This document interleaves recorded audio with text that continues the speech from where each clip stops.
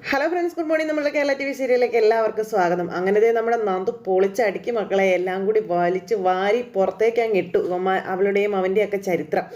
അപ്പോൾ അതെ, താൻ മസാജ് സെൻറ്ററിൽ പോയ കാര്യങ്ങളൊക്കെ ചോദിച്ചു. അതൊക്കെ പോട്ടെ, താൻ പെൺകുട്ടികളുടെ ദേഹത്ത് കൈവയ്ക്കലെന്നല്ലേ പറഞ്ഞത്? അങ്ങനെയുള്ള താൻ 2025 ഫെബ്രുവരി 24 ഫെബ്രുവരി പോലീസ് സ്റ്റേഷനിലായത് എന്തിൻ്റെ പേരിലാണെന്ന് ചോദിച്ചു.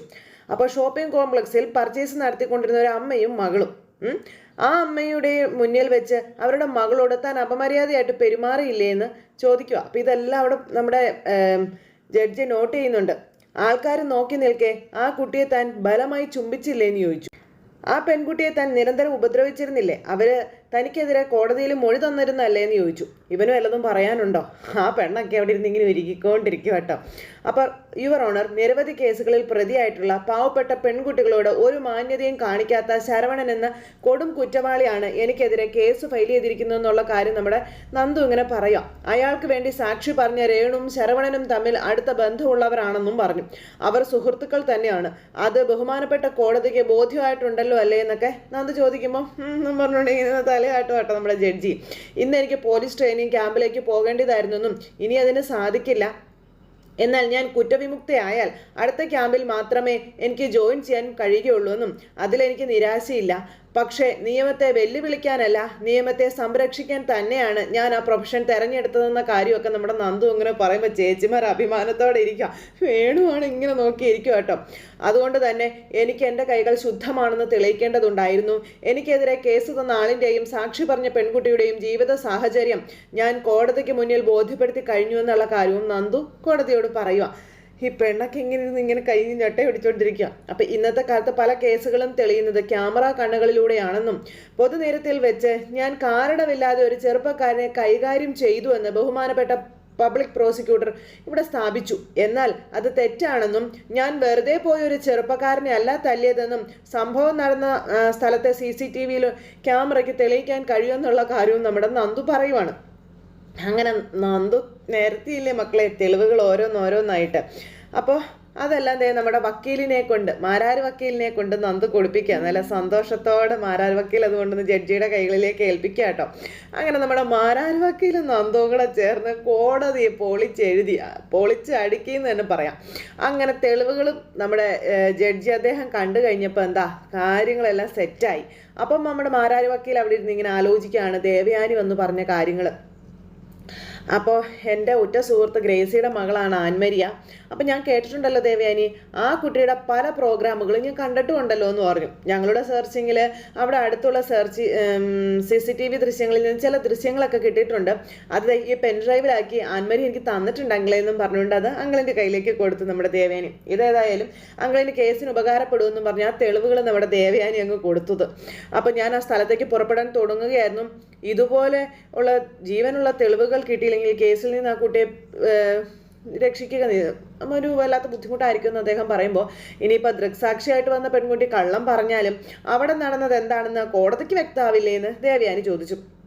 അപ്പോൾ ഇതിലെല്ലാം പതിഞ്ഞിട്ടുണ്ടെങ്കിൽ ഉറപ്പായിട്ടും എന്ന് അന്നേരം അദ്ദേഹം പറഞ്ഞു. അപ്പം നിയമത്തിനെതിരെ നടക്കുന്ന ഒരു പെൺകുട്ടിയല്ല നന്ദു. ഞാൻ പറഞ്ഞല്ലോ അങ്കിളെ, നിയമത്തെ വളച്ചൊടിക്കാതെ സത്യസന്ധമായി ജോലി ചെയ്യാൻ വേണ്ടിയിട്ട് ആ പ്രൊഫഷൻ തിരഞ്ഞെടുത്ത കുട്ടിയാണ് നന്ദു. അങ്ങനെയുള്ളവൾ ഒരിക്കലും ജയിലിലേക്ക് പോകാനുള്ള ഇട ഉണ്ടാവരുതെന്നൊക്കെ ദേവയാനി പറയുമ്പോൾ അക്കാര്യത്തിൽ ഇനി ദേവയാനിക്ക് ഭയമൊന്നും വേണ്ട. ഇവിടെ എനിക്ക് ഒരു സംശയം മാത്രമേ ഉള്ളൂ, ദേവയാനി എന്താ മറഞ്ഞു നിന്നിതൊക്കെ ചെയ്യുന്നത്? തനിക്ക് വെളിച്ചത്തേക്ക് വന്നൂടെ? അപ്പോൾ വരാനുള്ള സമയമൊന്നും ആയില്ലെങ്കിലേ ആ സമയമാകുമ്പോഴേ ഞാൻ അങ്കിളിനെ അറിയിച്ചോളാം കേട്ടോ എന്ന് പറഞ്ഞു. അപ്പോൾ ശരിയെന്ന് അദ്ദേഹം പറഞ്ഞു കേട്ടോ. ഈ കേസിൽ നന്ദു ജയിച്ചു എന്നുള്ള വിശ്വാസത്തിൽ ഞാൻ പൊക്കോട്ടെ അങ്കിളെന്ന് ചോദിച്ചപ്പോൾ ശരിയെന്നും പറഞ്ഞ് അദ്ദേഹം ദേവയാനിയെ പറഞ്ഞു വിട്ടു. അങ്ങനെ ആ കാര്യം നമ്മുടെ സാർ അവിടെ ഇരുന്നിങ്ങനെ ആലോചിക്കുക. ഇവിടെ നമ്മുടെ നന്ദു വാദം തുടങ്ങിക്കഴിഞ്ഞിരിക്കുന്നു. അപ്പോൾ അന്ന് ആ സംഭവത്തിൽ നടന്ന കാര്യങ്ങളെല്ലാം അതേപടി പകർത്തിയ പെൻഡ്രൈവ് ആണെന്നും ക്യാമറയിൽ പതിഞ്ഞ ദൃശ്യങ്ങൾ അതിലുണ്ടെന്ന കാര്യവും നന്ദു പറയണം. നന്ദു അത് പറഞ്ഞപ്പോൾ നമ്മുടെ ചേട്ടനാണെങ്കിലോ ഈ കാര്യങ്ങളെല്ലാം നോക്കുക. അതായത് ജഡ്ജി ചേട്ടൻ എല്ലാം നോക്കുന്നു. അതിനകത്ത് വ്യക്തമായി കാണാം ഇവർ സംസാരിച്ചതും അതിനുശേഷം അവൻ വന്ന് ഈ പെണ്ണിൻ്റെ മുടിക്കുത്തിന് പിടിക്കുന്നതും സംഭവം നമ്മുടെ നന്ദു കാണുന്നതും നന്ദു അവിടെ വന്ന് ഇവനെ ഇടിക്കുന്നതും എല്ലാം ചൂളി വിളറി വെളുത്ത് വെള്ളം കുടിച്ച് അങ്ങനെ ഇരിക്കുകയാണ് നന്ദുവിനെ കൊടുക്കാൻ വന്നവരെല്ലാവരും. ഇതൊക്കെ കണ്ടു കഴിഞ്ഞപ്പോൾ ജഡ്ജിക്കുള്ള കാര്യം മനസ്സിലായില്ലേ, ഇവളാള് പുലിയാണല്ലോ എന്നും പറഞ്ഞുകൊണ്ട് ഇങ്ങനെ ഇരിക്കുക കേട്ടോ വേണു. അപ്പോൾ ഇതൊക്കെ കണ്ടു കഴിഞ്ഞപ്പോൾ പ്രോസിക്യൂട്ടർ ആകെ നാണം കെട്ടിട്ട് വിളറി വെളുത്ത് അവിടെ ഇരിക്കാം. അപ്പോൾ നന്ദുവിനോട് യുവർ പ്രൊസീഡ് എന്ന് പറഞ്ഞു നമ്മുടെ കോടതി. ബഹുമാനപ്പെട്ട കോടതിക്ക് ഞാൻ നിരപരാധിയാണെന്ന് കാട്ടിത്തരാൻ ഇതിനപ്പുറം തെളിവുകളൊന്നും വേണ്ട എന്ന് തന്നെയാണ് എൻ്റെ വിശ്വാസമെന്ന് നന്ദു അന്നേരം പറഞ്ഞു. തെറ്റുകൾ ചെയ്ത് സമൂഹത്തെ ഭീതിയിൽ ആഴ്ത്തിപ്പെടുത്തിയ 2 വ്യക്തികൾ മറ്റാർക്കോ വേണ്ടി മനഃപൂർവ്വം എന്നെ കള്ളക്കേസിൽ കുടുക്കിയതാണെന്നുള്ള കാര്യങ്ങൾ ഇങ്ങനെ നമ്മുടെ നന്ദു പറയുകയാണ്. അപ്പോഴും വേണു ഇങ്ങനെ നോക്കിക്കൊണ്ടിരിക്കുക കേട്ടോ. അതിലുപരി എന്നെ കേസിൽ കുടുക്കിയവർക്ക് മറ്റൊരു ഉദ്ദേശം കൂടി ഉണ്ട്. ഞാൻ ഒരു കാരണവശാലും ഒരു പോലീസ് ഓഫീസർ ആകാൻ പാടില്ല എന്നുള്ള ആ ഒരു നിഗമനം. പിന്നെ ഈ കേസിൽ എനിക്ക് വേണ്ടുന്ന നിയമോപദേശങ്ങൾ പറഞ്ഞു തന്നെ സഹായിച്ചത് ബഹുമാനപ്പെട്ട മാരാർ സാറാണെന്നുള്ള കാര്യവും നമ്മുടെ നന്ദു ലാസ്റ്റ് അവിടെ അങ്ങനെ പറയുന്നു കേട്ടോ. പണത്തിൻ്റെയും സ്വാധീനത്തിൻ്റെയും പിൻബലമില്ലാത്ത നിരപരാധികളായ കുറച്ചു പേർക്കെങ്കിലും ഇതുപോലെ കോടതിയിൽ വിയർത്ത് നിൽക്കേണ്ടതായിട്ട് വരുന്ന സാഹചര്യങ്ങളുണ്ട്. അതുപോലെ തന്നെ കുറ്റം ചെയ്ത ക്രിമിനൽസിനൊപ്പം അവർക്ക് കഴിയേണ്ടിയും വരുന്നുണ്ടെന്നൊക്കെ പറഞ്ഞു ജയിലിൽ. ഇവിടെ പക്ഷേ ഞാനൊരു കുറ്റവാളി അല്ലാത്തത് കൊണ്ട് അത് കോടതിയുടെ മുന്നിൽ തെളിയിക്കണമെന്നുള്ളത് എനിക്ക് നിർബന്ധമുള്ള കാര്യമായിരുന്നെന്നും അതാണ് ഞാൻ ഇവിടെ ചെയ്തത്. ഇവിടെ ഞാൻ സമർപ്പിച്ച കാര്യങ്ങളെല്ലാം 100% സത്യസന്ധമായ കാര്യങ്ങളാണ്. അത് കോടതിക്ക് ബോധ്യപ്പെട്ട് കാണുമെന്നാണ് എൻ്റെ വിശ്വാസമെന്നും നന്ദു ജഡ്ജിയോട് പറയണം. ആയതിനാൽ ഒരു തെറ്റും ചെയ്യാത്ത എന്നെ നിരുപാധികം വിട്ടയക്കണമെന്നും അതോടൊപ്പം എന്നെ കള്ളക്കേസിൽ കുടുക്കി ജയിലിലേക്ക് പറഞ്ഞു വിടാൻ മനഃപൂർവ്വം ശ്രമിച്ചവരെ നിയമത്തിന് മുന്നിൽ കൊണ്ടുവരണമെന്നും ഞാൻ ബഹുമാനപ്പെട്ട കോടതിയോട് അപേക്ഷിക്കുന്നുവെന്ന് നമ്മുടെ നന്ദു പറഞ്ഞു. ദാറ്റ്സ് ഓൾ യുവർ ഓണർ എന്നും പറഞ്ഞു. അതൊക്കെ പറഞ്ഞ് നമ്മുടെ നന്ദുക്കൂട്ടിലേക്ക് അങ്ങ് പോയിട്ടോ. നയനയും നവി കൈയടിക്കാൻ വേണ്ടി തന്നെയായിട്ട് അങ്ങനെ ഇരിക്കുകയാണ് ഭയങ്കര ഇതായിട്ട്. അങ്ങനെ അവിടെ ചെന്ന് നമ്മുടെ നന്ദു ഇങ്ങനെ നിൽക്കുന്നു. അപ്പോൾ നമ്മുടെ ചേട്ടൻ ഓടിപ്പോകാൻ നോക്കാം. അതായത് മൊഴി കൊടുത്ത ചേട്ടൻ നിൽക്ക് നീ എങ്ങോട്ടാ പോണേന്ന് ചോദിച്ചു ജഡ്ജി. നീ അവിടെ നിന്നാൽ മതി എന്ന് പറഞ്ഞു. അപ്പോൾ രേണുകയും പോകണ്ട അവിടെ നിൽക്കാൻ പറഞ്ഞു ജഡ്ജി. 2 എണ്ണവും പെട്ടില്ലേ, ചക്കിന് വെച്ചത് കൊക്കിന് കൊണ്ടു. അപ്പോൾ എടോ ഈ കുട്ടി അയാളുടെ ഭാഗം ന്യായിക്കാൻ വേണ്ടി ലോക്കപ്പിനകത്ത് കിടന്നുകൊണ്ട് കാണിച്ച മിടുക്ക് പോലും ഈ കേസിന്റെ അന്വേഷണത്തിൽ താൻ കാണിച്ചില്ലല്ലോ എന്നും പറഞ്ഞുകൊണ്ട് SI എടുത്തിട്ട് കൊടഞ്ഞു നമ്മുടെ ജഡ്ജി. അവിടെയും ചോളി ഇങ്ങനെ നിൽക്കുവാട്ടോ. നമ്മുടെ മാരാർ വക്കീൽ എഴുന്നേറ്റ് നിന്നിട്ട് SI സാറിന് കുറച്ച് വൈരാഗ്യ ബുദ്ധിയൊക്കെ ഉണ്ടായിരുന്നു സാർ ഈ കേസിലെന്ന കാര്യം മാരാർ വക്കീൽ പറഞ്ഞു കൊടുക്കുന്നു. SI ഇങ്ങനെ തല കുനിച്ച് ഇങ്ങനെ നിൽക്കുക. ഇന്ന് CCTV ക്യാമറകളില്ലാത്ത സ്ഥലങ്ങളില്ല. നാളെ തന്നെ പോലെ കാക്കിയിടേണ്ട ഒരു പെൺകുട്ടി, അതും ഇന്ന് പോലീസ് ട്രെയിനിങ് ക്യാമ്പിലേക്ക് പോകേണ്ടിയിരുന്ന ഈ കുട്ടി തെറ്റ് ചെയ്തിട്ടില്ല എന്ന് പറഞ്ഞപ്പോൾ ആ സ്ഥലം വരെ പോയി അന്വേഷിക്കാനും സത്യം കണ്ടെത്താനും മെനക്കെടാത്ത താനൊക്കെ എന്തിനാടോ പോലീസ് യൂണിഫോം ഇട്ടുകൊണ്ട് നടക്കുന്നത് എന്ന് നമ്മുടെ ജഡ്ജി സാറ് ചോദിക്കും കേട്ടോ. ഇയാളിങ്ങനെ നാറി നിൽക്കുക കേട്ടോ. ഈ കേസിൽ ഇനി പ്രത്യേകിച്ച് വിധി പറയാനായിട്ട് യാതൊന്നുമില്ല. നന്ദന എന്ന പെൺകുട്ടി തെറ്റൊന്നും ചെയ്തിട്ടില്ല എന്ന് കോടതിക്ക് ബോധ്യമായിട്ടുണ്ടെന്നുള്ള കാര്യം നമ്മുടെ ജഡ്ജി പറഞ്ഞു. അയ്യോ അവർ രണ്ടുപേരും ഇങ്ങനെ ഭയങ്കര സന്തോഷത്തിലിരിക്കുന്ന നവ്യെന്നതിന്. അതുകൊണ്ട് തന്നെ നന്ദനയെ കുറ്റവിമുക്തയാക്കി ഈ കോടതി നിരുപാധികം വിട്ടയക്കുകയാണെന്നും പറഞ്ഞു. അയ്യോ സന്തോഷം കൊണ്ട് തുള്ളിച്ചാടുകയാണ്. ചാടാൻ ഉള്ള ഒരു ഇതിലാണ് ഇവർ നിൽക്കുന്നത്. അയ്യോ എന്നും പറഞ്ഞുകൊണ്ട് വേണു അവിടെ ഇരിക്കാം. SIക്ക് അങ്ങ് ദഹിച്ചില്ല നന്ദുവിനെ വെറുതെ വിട്ടത്. അപ്പോൾ മാരാർ വക്കീൽ വളരെ ഹാപ്പി, പബ്ലിക് പ്രോസിക്യൂട്ടർ വല്ലാതിരിക്കുന്നു. അപ്പോൾ അതെ SI ആയിട്ട് വരുമ്പോൾ ആ SIയെ പോലെ ആകരുത് കേട്ടോ എന്ന് നന്ദുവിനോട് നമ്മുടെ ജഡ്ജി പറഞ്ഞു. ഇപ്പം തെറ്റ് കണ്ടുമ്പോൾ പ്രതികരിച്ചല്ലോ, ഇനിയും അങ്ങനെ തന്നെയാണ് വേണ്ടത്. തെറ്റ് ചെയ്യുന്നവൻ്റെ മുഖം നോക്കേണ്ട യാതൊരു കാര്യമില്ല എന്ന് നമ്മുടെ ജഡ്ജി നന്ദുവിനോട് പറയുമ്പം ശരിയെന്ന് പറഞ്ഞു നന്ദു.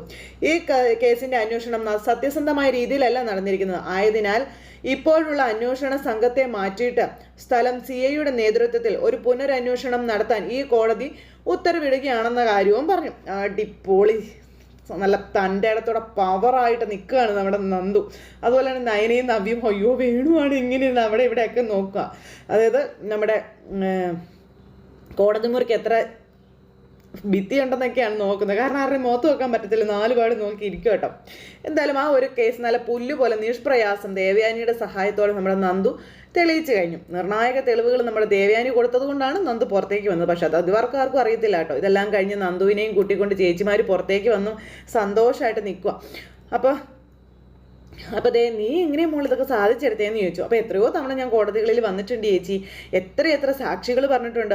അതുപോലെ തന്നെ എത്ര വക്കീലുമാരുമായിട്ട് എനിക്ക് കണക്ഷൻ ഉള്ളത്. അപ്പിരെ മാരാർ വക്കീൽ എനിക്ക് കാര്യങ്ങളൊക്കെ പറഞ്ഞു തന്നായിരുന്നു എന്ന് നന്ദു പറയുമ്പോൾ നമ്മുടെ മാരാർ വക്കീൽ അങ്ങോട്ടേക്ക് വരുന്നത്. അപ്പോൾ താങ്ക് യു സാർ എന്നും പറഞ്ഞുകൊണ്ട് ഇവരിങ്ങനെ നിൽക്കുക കേട്ടോ. ആ സമയം ഇയാളൊരു പുള്ളിപ്പുലിയാണെന്ന് എനിക്ക് ലോക്കപ്പിൽ വെച്ച് കണ്ടതേ മനസ്സിലായതാകട്ടോ എന്ന് മാരാർ വക്കീൽ നന്ദുവിനോട് പറയാം. ദേ അതുകൊണ്ടാണല്ലോ നല്ല തണ്ടും തടിമെടുക്കുള്ള ഒരുത്തനെ തല്ലി ചതച്ചതെന്ന കാര്യമൊക്കെ മാരാരി വക്കീൽ പറഞ്ഞു. ദേ ഇനിയും അങ്ങനെ തന്നെ വേണം കേട്ടോ. അനീതി കണ്ടാൽ പ്രതികരിക്കണം. അപ്പോഴേ നിങ്ങളുടെ അനിയത്തി കാക്കിയിട്ട് കഴിഞ്ഞാൽ ആ സ്റ്റേഷൻ പരിധിയിലുള്ള ക്രിമിനൽസ് ഒക്കെ ഒന്ന് ഒതുങ്ങത്തുള്ളെന്ന കാര്യമൊക്കെ ഇങ്ങനെ നേരം നമ്മുടെ വക്കീൽ പറയുക. ഇതൊക്കെ കേട്ട് നന്ദ് സന്തോഷമായിട്ട് നിൽക്കുന്നു. അപ്പോൾ ഞാൻ പോകട്ടെ മക്കളെ എന്ന് പറഞ്ഞു അദ്ദേഹം പോകുമ്പോൾ സാറിൻ്റെ ഫീസൊക്കെയോ? അപ്പോൾ ഈ കേസിന് ഫീസൊന്നും വേണ്ട, ഇത് ഞാൻ സ്വയം ഏറ്റെടുത്ത കേസാണെന്ന് അദ്ദേഹം പറഞ്ഞു. അതിന് സാറിന് ഞങ്ങൾ എങ്ങനെ പരിചയം എന്ന് നവ്യ ചോദിക്കുമ്പം പബ്ലിക് പ്രോസിക്യൂട്ടർമാർ ഗവൺമെൻറ്റിന് വേണ്ടി ഹാജരാകുന്നത് പോലെ ഞാനും ചില കേസുകൾ കോടതികളിലേക്ക് എത്താറുണ്ട്, അങ്ങനെ അങ്ങ് വന്നെന്ന് കരുതിയാൽ മതിയെന്ന് അദ്ദേഹം പറഞ്ഞു. ഇനിയിപ്പോൾ എന്താവശ്യം ഉണ്ടെങ്കിലും നിങ്ങൾക്ക് എന്നെ വിളിക്കാം കേട്ടോ, നിങ്ങളുടെ കേസിന് ഫീസില്ല പോരെ എന്ന് ചോദിച്ചിട്ട് അദ്ദേഹം അങ്ങോട്ട് പോയിട്ടോ. അദ്ദേഹം അങ്ങ് പോയി കഴിഞ്ഞപ്പോൾ ഇവരിങ്ങനെ അങ്ങോട്ടും ഇങ്ങോട്ടും നോക്കുക. അമ്മയോടെ കാത്തിരിക്കാം, നമുക്ക് പോകാമെന്നും പറഞ്ഞ് ഇങ്ങനെ പോകാൻ ഇറങ്ങുമ്പോൾ അങ്ങനെ അങ്ങ് പോയാലോ, കാണേണ്ടവരെ കണ്ടിട്ട് പോകാമെന്ന് നന്ദു. അപ്പോഴേക്കും എന്ന് പറഞ്ഞ് ചിരിച്ചുകൊണ്ട് വേണു വരുക. എന്തായാലും രക്ഷപ്പെട്ടല്ലോ. നമ്മുടെ രണ്ടുപേരുടെയും കുടുംബത്തിന് അല്ലെങ്കിലും അനന്തപുരി തറവാടിൻ്റെയും മൂർത്തി സാറിൻ്റെയും നാണക്കേടൊക്കെ ഒഴിഞ്ഞു പോയല്ലോ എന്നും പറഞ്ഞുകൊണ്ട് വേണു അവിടെ നിന്ന് വലിയ ആളാകുമ്പോൾ ഇവർക്ക് ചവിട്ടിക്കൊട്ടയ്ക്കുള്ള കലിയുണ്ട്. എടോ, പോലീസ് ഒരു പെൺകുട്ടിയെ പോലീസ് വാഹനത്തിൽ കയറ്റിക്കൊണ്ട് പോയാൽ കണ്ടു നിൽക്കുന്നവരൊക്കെ ഓരോരോ കഥകൾ ഉണ്ടാക്കും. പിന്നെ അവൾ നിരപരാധിയാണെങ്കിൽ പോലും ആ കഥകളെ മാറ്റമില്ലാതെ ഇങ്ങനെ നിലനിൽക്കുകയും ചെയ്യും. എന്നെപ്പോലെയുള്ള പെൺകുട്ടികളെ കള്ളക്കേസിൽ കൊടുക്കുന്നവർക്ക് ഒന്നും നഷ്ടപ്പെട്ടു പോവാനില്ലെന്നുള്ള കാര്യവും, എന്നാൽ ഞങ്ങൾ പെൺകുട്ടികളുടെ ഭാവി അതോടുകൂടി ഇല്ലാതാകുമെന്ന് അവന്മാർക്ക് അറിയാമെന്നും നന്ദു പറയും. സാധാരണ പെൺകുട്ടികളുടെ കാര്യം കേട്ടോ ഞാൻ പറഞ്ഞത്, എനിക്കതൊന്നും യാതൊരു ബാധകവുമല്ല. പിന്നെ ഈ കേസിന്റെ പിന്നിലുള്ളത് ആരാണെന്നൊക്കെ ഞങ്ങൾക്ക് അറിയാവുന്ന നവ്യയും കൂടി അങ്ങ് പറഞ്ഞു. അവർ പ്രതികളാകാൻ പോവുകയല്ലേ എന്ന് വേണു ചോദിക്കുമ്പോൾ അവന്മാർ ആ പെണ്ണു ചെറുക്കനും കൂടെ ഇറങ്ങി വരും. അതെ ഇറങ്ങി വരുന്നുണ്ടല്ലോ, അവരെ ഒന്നും എനിക്ക് പരിചയം പോലും ഇല്ല എന്ന് പറഞ്ഞു വേണു. കുഴപ്പമില്ല, ഞാൻ പരിചയപ്പെടുത്തിക്കൊള്ളാമെന്ന് നമ്മുടെ നന്ദു. കൊള്ളാം, ഇപ്പൊ കോടതിയിൽ വന്നത് അബദ്ധമായി പോയല്ലേ എന്നും പറഞ്ഞുകൊണ്ട് വേണു അവിടെ നിന്ന് പോകുമ്പോൾ ആ പെണ്ണും ചെറുക്കനും കൂടെ അവിടെ നിന്ന് അങ്ങ് പോകാൻ നോക്കുക. അപ്പൊ അങ്ങനെ അങ്ങ് പോവാതെ ആ പോയ ആളാണോ ഇങ്ങനെ ഒരു കേസുമായിട്ട് നിങ്ങളെ പറഞ്ഞു വിട്ടതെന്ന് നന്ദു ഇവനെ ഇവളെയും പിടിച്ചു നിർത്തി ചോദിച്ചു. വേണു അന്നേരം ജുബയുടെ കയ്യും മടക്കി അവിടെ നിന്ന് അങ്ങ് പോവുക കേട്ടോ. ഇത് കോടതിയായി പോയി, അല്ലെങ്കിൽ അന്ന് തന്നതിന്റെ വാക്യം നിനക്ക് മാത്രമല്ല ഇവൾക്ക് ഞാൻ തന്നേനെന്നും പറഞ്ഞ നന്ദു അവനെ അവിടെ ഇട്ട് ചവിട്ടി കൂട്ടു കേട്ടോ. നല്ല ആരോഗ്യമുണ്ടല്ലോ, പാവപ്പെട്ട പെൺകുട്ടികളുടെ ദേഹത്ത് കൈവയ്ക്കാതെയും കള്ളക്കേസുമായി നടക്കാതെയും എവിടെയെങ്കിലും പോയി കൂലിപ്പണിയെടുത്ത് ജീവിക്കണം നാണം കെട്ടവനെന്നും പറഞ്ഞുകൊണ്ട് നമ്മുടെ നന്ദുവിന് ഇവനിങ്ങനെ തുറച്ചു നോക്കുമ്പം നീ എന്താണ് നോക്കി പഠിപ്പിക്കുന്നതെന്ന് നവ്യ ചോദിച്ചു. ഇനി എസ് ആയിട്ട് ഞങ്ങളുടെ മോള് വരാൻ പോകുന്നതെന്നും അങ്ങനെ വന്നു കഴിഞ്ഞിട്ടുണ്ടെങ്കിൽ അന്ന് സ്റ്റേഷനിലെങ്ങാനും ചാർജ് എടുത്ത് കഴിഞ്ഞാലേ നിനക്കൊക്കെ ഈ ജില്ല വിട്ട് തന്നെ പോകേണ്ടി വരും, ഓർത്തോ നീയൊക്കെ എന്നും പറഞ്ഞുകൊണ്ട് നമ്മുടെ നയനയും അവനെ പേടിപ്പിച്ചു. നീയൊക്കെ എൻ്റെ മുഖം മറന്നാലും ഞാൻ മറക്കത്തില്ലടാന്നും മസാജ് സെൻറ്റർ പൂട്ടിയപ്പോൾ ഒരുത്തി പൈസ ഉണ്ടാക്കാൻ വേണ്ടിയിട്ട് അടുത്ത തൊഴിലും തേടി ഇറങ്ങിയിരിക്കുക, കൂട്ടത്തിൽപ്പെട്ടവരെ കുരുതി കൊടുക്കാനുള്ള പണി. തല്ല മാത്രമല്ലടി, തല്ലിക്കഴിഞ്ഞാൽ അതിൻ്റെ കാരണം കൃത്യമായി ബോധിപ്പിക്കാനും അറിയാം, കേസിൽ നിന്നൂരി പോരാനും അറിയാം. ഓർത്ത് വെച്ചോ നീയൊക്കെ എന്നും പറഞ്ഞ രണ്ടെണ്ണത്തിനും കൂടെ പൊളിച്ചടുക്കിയിട്ട് നമ്മുടെ നന്ദുവും നയനയും നവ്യയും കൂടെ അവിടെ നിന്ന് അങ്ങ് പോന്നു. നാണം കേട്ട് അവനോട് നിൽക്കുക. നമ്മളിത് ഏൽപ്പിച്ചവൻ ഇവിടുന്ന് പോയല്ലോ എന്ന് പറയുമ്പോൾ പൊയ്ക്കോട്ടെ, പക്ഷേ നമ്മൾ ഈ കേസിൽ നിന്ന് ഊരി തരേണ്ടത് അയാളാണ്, അല്ലെങ്കിൽ അയാൾ കിടന്ന് നേട്ടോട്ട് ഓടേണ്ടി വരുമെന്നും പറഞ്ഞുകൊണ്ട് അയാൾ അതാ ചെറുക്കൻ പറയുക കേട്ടോ. അപ്പോൾ വെളുക്കാൻ തേച്ചത് പാണ്ടായെന്ന് പറയാം, ഇനി വേണു കയറി കിടന്ന് ഓടേണ്ടി വരും. അപ്പം അത് കഴിഞ്ഞ് പിന്നെ മക്കൾ വരുന്നത് നോക്കിയിരിക്കുന്ന ഗോവിന്ദേട്ടനെ കാണുന്നത്. ഗോവിന്ദേട്ടനെ ഇങ്ങനെ വിഷമിച്ചിരിക്കുന്നു. ആ സമയത്ത് അങ്ങോട്ടേക്ക് കനകം വന്നു വല്ലതും കഴിക്കാൻ പറഞ്ഞു. എനിക്കൊന്നും വേണ്ട, നീ വല്ലതും കഴിച്ചായിരുന്നോ എന്ന് ചോദിച്ചു. എനിക്കൊന്നും വേണ്ടാന്ന് കനകം പറയുക കേട്ടോ. അപ്പം മക്കൾ വരട്ടെ, അത് കഴിഞ്ഞതിന് ശേഷം നമുക്ക് മരുന്നും ആഹാരമൊക്കെ കഴിക്കാമെന്ന് പറഞ്ഞ് തീർന്നില്ല. തൊട്ടടുത്ത നിമിഷം നന്ദുവും നവ്യയും കൂടെ വണ്ടിയിൽ വന്ന് ഇറങ്ങുന്നു. നവ്യ നയനെ ആദ്യം ഇറങ്ങിയത്. അപ്പം ഇവർ നന്ദു ഉണ്ടോ എന്ന് അറിയാൻ വേണ്ടി ഇങ്ങനെ എത്തി വലിയ നോക്കുക. തൊട്ട് പുറകെ നന്ദു വരും. നന്ദുവിനെ കണ്ടപ്പോഴേക്കും അവരുടെ മുഖം അങ്ങ് മാറി. മോളേന്ന് പറഞ്ഞ് ഓടി ചെന്ന് കെട്ടിപ്പിടിച്ചു. അപ്പോൾ എൻ്റെ മോള് ഇങ്ങനൊരു കേസിൽ പെട്ടതുകൊണ്ട് രക്ഷയില്ലെന്നാണ് കരുതിയതെന്നും പറഞ്ഞുകൊണ്ട് ഇങ്ങനെ നമ്മുടെ ഗോവിന്ദേട്ടൻ പറയാം. മോൾക്ക് വേണ്ടി വാദിച്ച വക്കീൽ മിടുക്കനായിരുന്നല്ലേ എന്ന് ഗോവിന്ദേട്ടൻ ഇങ്ങനെ ചോദിക്കുമ്പോൾ മക്കൾ രണ്ടുപേരും അങ്ങോട്ടും ഇങ്ങോട്ടും നോക്കുക, അതായത് നയനയും നവ്യയും. അപ്പോൾ വക്കീലല്ല മിടുക്കരായത് വെച്ചാൽ അച്ഛൻ്റെ മകളാ മിടുക്കിയായിട്ട് കോടതിയിൽ വാദിച്ചതെന്ന് നയന അന്നേരം പറഞ്ഞു. അപ്പോൾ അച്ഛനൊന്നും മനസ്സിലായില്ല കേട്ടോ. പിന്നെ എന്താ രണ്ടുപേരും ഇങ്ങനെ അന്തം വിട്ട് നോക്കുന്നതെന്ന് ചോദിച്ചു. നമ്മുടെ നന്ദുവിന് വേണ്ടി കോടതിയിൽ വാദിച്ചത്, ഞങ്ങളത് കണ്ട് ആസ്വദിച്ചിരിക്കുമായിരുന്നു എന്ന് പറയുമ്പോൾ അതേ മോളെ ഞങ്ങൾക്കിത് വിശ്വസിക്കാൻ പറ്റുന്നില്ലല്ലോ മോളെ എന്ന് പറഞ്ഞുകൊണ്ട് കനകം. അപ്പോൾ വാദിക്കാൻ വേണ്ടിയിട്ടൊന്നും ഇല്ലായിരുന്നു അമ്മേ, സാഹചര്യ തെളിവുകളെല്ലാം എനിക്ക് അനുകൂലമായിരുന്നു എന്നും അതുകൊണ്ടാണ് ഞാൻ രക്ഷപ്പെട്ടതെന്നുള്ള കാര്യം നന്ദു ഇങ്ങനെ പറയാം. സാഹചര്യ തെളിവുകളെല്ലാം എനിക്ക് അനുകൂലമായി വന്നപ്പോൾ ഒരു തെറ്റും ചെയ്യാത്ത എന്നെ കോടതി ശിക്ഷിക്കും അമ്മേ എന്ന് നന്ദു ചോദിച്ചു കേട്ടോ. കോടതിയെ തെറ്റിദ്ധരിപ്പിച്ചതിന് വാദി പ്രതിയാവുകയമ്മേ ചെയ്തതെന്ന് നവ്യം പറഞ്ഞു. നെഞ്ചിൽ തീയായിട്ട മക്കളെ ഇത്രയും നേരം കഴിച്ചു കൂട്ടിയത്. ഇപ്പോഴാ സമാധാനം എന്ന് പറയുമ്പോൾ അതേ മോളെ നിങ്ങളുടെ അച്ഛൻ ഇതുവരെ ഒന്നും കഴിച്ചിട്ട് പോലും ഇല്ലെന്ന് പറഞ്ഞു. അതുപോലെ തന്നെ ഇവളും ഒന്നും കഴിച്ചിട്ടില്ല എന്ന് പറഞ്ഞു ഗോവിന്ദേട്ടൻ. അതിനപ്പുറം ഇന്ന് നമുക്ക് എല്ലാവർക്കും ഒരുമിച്ചിരുന്ന് കഴിക്കാവല്ലോ എന്ന് നയന പറഞ്ഞിട്ട് ദേ ഇവിടെ ഒരാൾ ഒറ്റയ്ക്കല്ല, വയറ്റിൽ വേറൊരാളും കൂടെ ഉണ്ട്, ആ ആളും ആഹാരം കഴിച്ചിട്ടില്ല എന്ന് പറഞ്ഞു നയന. അതമ്മ അങ്ങ് മറന്നുപോയി.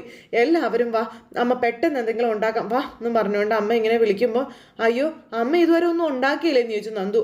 അതിനെ ഉണ്ടാക്കാൻ അധികം സമയമൊന്നും അമ്മയ്ക്ക് വേണ്ടല്ലോ, ദോശമാവുണ്ടല്ലോ, അതുകൊണ്ട് കോരി ഒഴിച്ചാലേ കഴിക്കാനുള്ളതായില്ലേ, വാ വാ എൻ്റെ മക്കൾ വാ എന്നും പറഞ്ഞുകൊണ്ട് അമ്മ വിളിച്ചുകൊണ്ട് പോവാം, നമുക്ക് എല്ലാവർക്കും കൂടെ ഒരുമിച്ച് എന്തെങ്കിലും ഉണ്ടാക്കാമെന്നും പറഞ്ഞ് അവർ അങ്ങകത്തേക്ക് കയറി പോയപ്പോൾ നന്ദുവിനെയും നവ്യയെയും പിടിച്ചു നിർത്തി അച്ഛൻ പറയുവാണ് ഇനിയും കണ്ണിന് നേർക്ക് ഒരുപാട് അനീതികളൊക്കെ കണ്ടേക്കാം, അപ്പോൾ അതിനൊക്കെ നേരെ എടുത്ത് ചാടാതെ കണ്ണടയ്ക്കുക വേണ്ടതെന്ന്.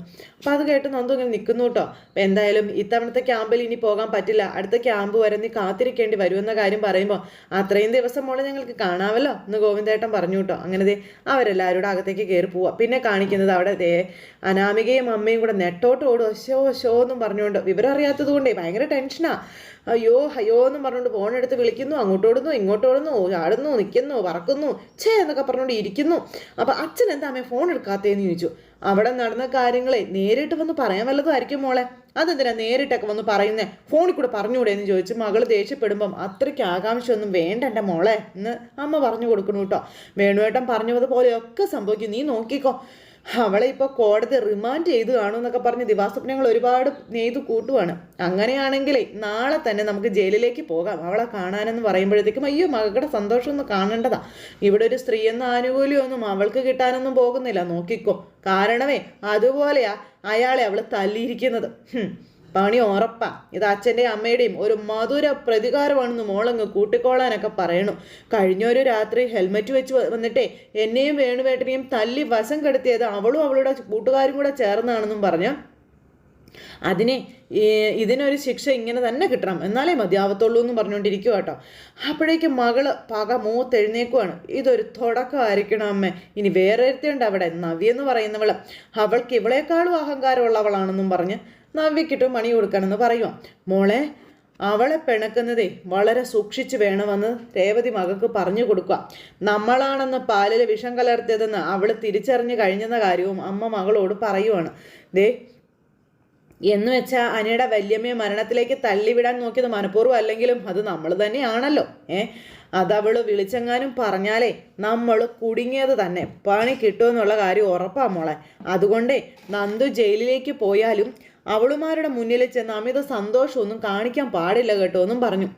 എന്നാൽ എനിക്ക് അവളുമാരെ കാണുക ചിരിക്കാതിരിക്കാൻ പറ്റത്തില്ല അമ്മയെന്ന് പറഞ്ഞാൽ എൻ്റെ അനാമിക പറയാം. അത്രയ്ക്കാ എന്നെ അവളുമാർ അവിടെ ഇട്ട് സങ്കടപ്പെടുത്തുന്നത് നമ്മൾക്ക് അറിയാവോ എന്നൊക്കെ ചോദിച്ച് മകളിങ്ങനെ പറയണു. അങ്ങനെ രണ്ടെണ്ണങ്ങളും കൂടെ പറഞ്ഞുകൊണ്ട് നിൽക്കുന്ന സമയത്ത് ഇവിടെ ഗോവിന്ദേട്ടൻ്റെ മക്കളും കൂടി വളരെ സന്തോഷത്തോടെ ഭക്ഷണം കഴിക്കാതിരിക്കാം. അപ്പോൾ മോള് വരുമല്ലെന്ന് ഓർത്ത് ഒന്നും കഴിക്കാനായിട്ട് പറ്റിയില്ല എന്നും പറഞ്ഞുകൊണ്ട് നമ്മുടെ നന്ദുവിന് ആദ്യം വാരി കൊടുക്കുക. പിന്നെ മക്കൾക്ക് വാരി കൊടുത്തുകൊണ്ടിരിക്കുന്ന സമയത്ത് കോടതിയിൽ എന്താ നടന്നതെന്ന് അമ്മ എന്താ ചോദിക്കാത്തത് എന്ന് ചോദിച്ചു. അമ്മയ്ക്ക് പേടിയായിരുന്നു, അതുകൊണ്ടാണ് മോള് കേസ് തോറ്റ് ജയിലിലേക്ക് പോകാനുള്ള ശേഷിയില്ലാത്തത് കൊണ്ടാണ് ഞാനും ഗോവിന്ദേട്ടനും അങ്ങോട്ടേക്ക് വരാതിരുന്നതെന്ന കാര്യങ്ങളൊക്കെ അന്നേരം കനകം ഇങ്ങനെ പറഞ്ഞു കേട്ടോ. പിന്നെ കോടതിയിൽ നടന്നതൊക്കെ ഇപ്പം അറിഞ്ഞപ്പോൾ വരാതിരുന്നത് വല്ലാത്തൊരു നഷ്ടമായി പോയെന്ന ഞങ്ങൾക്ക് തോന്നുന്നതെന്ന് പറഞ്ഞു. അത് കേട്ടപ്പോൾ അത് ശരിയാണെന്ന് ഗോവിന്ദേട്ടനും പറഞ്ഞു. ഇവളെ ഞങ്ങളോട് നേരത്തെ ഈ കാര്യങ്ങളൊന്നും പറഞ്ഞിരുന്നില്ല കേട്ടോ അമ്മേ, ഇവളാണ് കേസ് വാദിക്കുന്നതെന്ന് പോലും ഞങ്ങൾക്കറിയില്ലായിരുന്നു അമ്മേ. അപ്പോൾ ഇവള് ഞങ്ങളോട് മറച്ചു വെച്ചിരിക്കുകയായിരുന്നു എന്ന് നയന ഇങ്ങനെ പറഞ്ഞിട്ട് അതുകൊണ്ട് ആത്മവിശ്വാസം ഒട്ടുമില്ലാതെ ആട്ടോ ഞങ്ങൾ കോടതിയിലോട്ട് പോയതെന്നും പറഞ്ഞു. അതുമാത്രോ ആ പബ്ലിക് പ്രോസിക്യൂട്ടർ ഇവളെ വിസ്തരിച്ചതിന് ശേഷം ഉണ്ടല്ലോ ജഡ്ജിയോട് പറഞ്ഞതൊക്കെ കേട്ടിട്ടേ ഇവളെ ഇനി ജയിലിൽ പോയി കാണേണ്ടി വരുമെന്നാണ് ഞങ്ങൾ കരുതിയതെന്ന് നവ്യം പറഞ്ഞു. അങ്ങനെ അതെല്ലാം പറഞ്ഞ് ഇങ്ങനെ സംസാരിക്കുമ്പം അച്ഛനോടും അമ്മയോടും അത് എങ്ങനെ വന്ന് പറയുക എന്നോർത്ത് ഞങ്ങൾ ആകെ ടെൻഷൻ അടിച്ചിരിക്കുകയായിരുന്നു. അതാ ഞങ്ങൾ അലട്ടിക്കൊണ്ടിരുന്നെന്ന് പറഞ്ഞു. അപ്പോൾ തെറ്റ് ചെയ്തിട്ട് ആരെങ്കിലും ജയിക്കാൻ ശ്രമിച്ചാൽ എനിക്ക് പിന്നെ ഞാൻ പോലും അറിയാതെ ഒരു ശക്തി കിട്ടും. അതുകൊണ്ട് എന്നെ കാണാൻ വന്ന മാരാർ വക്കീലിനോട് ഈ കേസ് ഞാൻ തന്നെ വാദിച്ചോളാമെന്ന് പറഞ്ഞതെന്നൊക്കെ പറഞ്ഞുകൊണ്ട് നമ്മുടെ നന്ദു അങ്ങ് പറഞ്ഞു. പിന്നെ നടന്ന സംഭവങ്ങൾ ക്യാമറയിൽ പതിയുകയും ചെയ്തിരുന്നു. അങ്ങനെയുള്ളപ്പോൾ കേസ് ജയിക്കാൻ എന്താ പാട് എന്ന് നന്ദു ചോദിക്കും ഇവരോട്. മോൾ ആദ്യം ആഗ്രഹിച്ചത് ഒരു വക്കീലാകണമെന്നല്ലേ, അതായിരുന്നു നല്ലതെന്നും ഇതിപ്പോൾ SI ആയി കഴിഞ്ഞാൽ മോളുടെ സ്വഭാവം വെച്ചിട്ടേ എന്നും കേസിനും വഴക്കിനും മാത്രമേ സമയം കാണത്തുള്ളൂ എന്നും പറഞ്ഞ് ഇവരിങ്ങനെ സംസാരിച്ചുകൊണ്ടിരിക്കുന്നിടത്ത് ഇന്നത്തെ കഥ അവസാനിച്ചു. അപ്പോൾ എല്ലാവരും കാത്തിരുന്ന് കാണണം കേട്ടോ. എല്ലാവർക്കും നല്ലൊരു ദിവസം ആശംസിക്കുകയാണെങ്കിൽ നന്ദി.